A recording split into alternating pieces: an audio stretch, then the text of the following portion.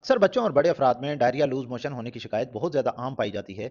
Diarrhoea loose motion होने की मुख्तलिफ वजूहात हो सकती हैं, जिसमें वायरल इन्फेक्शन की वजह हो सकती है, बैक्टीरियल इन्फेक्शन की वजह हो सकती है, जो कि मुख्तलिफ बैक्टीरियल इन्फेक्शन की वजह से डायरिया होता है। इसके अलावा फिर मेडिसिन इस्तेमाल करने से भी अक्सर बच्चों में और बालिग अफराद में डायरिया होता है, जो कि खास तौर पर एंटीबायोटिक के इस्तेमाल से अक्सर डायरिया हो जाता है।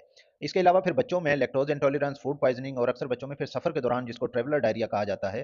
तो इन तमाम कंडीशंस में डायरिया को ट्रीट करने के लिए स्मेक्टा साशे का इस्तेमाल करवाया जाता है। स्मेक्टा साशे का इस्तेमाल इन्फ्लेमेटरी बाउल डिजीज, इसके अलावा आईबीएस यानी कि इरिटेबल बाउल सिंड्रोम और सीलिएक डिजीज के पेशेंट्स में भी ये बहुत अहम किरदार अदा करता है। बच्चों और बड़े अफराद में स्मेक्टा साशे दिन में कितनी बार देना चाहिए, इसका इस्तेमाल करने का क्या तरीकेकार है, किन बच्चों या बालिग अफराद को इसका इस्तेमाल नहीं करवाया जाता, इसके अलावा प्रेगनेंसी या ऐसी माएँ जो अपने बच्चों को दूध पिला रही हैं, उन फीमेल्स में इस साशे का इस्तेमाल करवाना चाहिए या नहीं, इस पे मैंने एक कंप्लीट वीडियो बना दी है, जो कि आप मेरे यूट्यूब चैनल मेडी हेल्थ एंटरप्राइजेस पे विजिट करके ये वीडियो देख सकते हैं।